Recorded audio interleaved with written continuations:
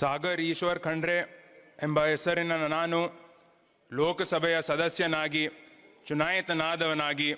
ಕಾನೂನು ಮೂಲಕ ಸ್ಥಾಪಿತವಾದ ಭಾರತದ ಸಂವಿಧಾನಕ್ಕೆ ಸತ್ಯ, ಶ್ರದ್ಧೆಯನ್ನು ಮತ್ತು ನಿಷ್ಠೆಯನ್ನು ಹೊಂದಿರುತ್ತೇನೆಂದು, ಭಾರತದ ಸಾರ್ವಭೌಮತ್ವವನ್ನು ಮತ್ತು ಅಖಂಡತೆಯನ್ನು ಎತ್ತಿ ಹಿಡಿಯುತ್ತೇನೆಂದು ಮತ್ತು ನಾನು ಈಗ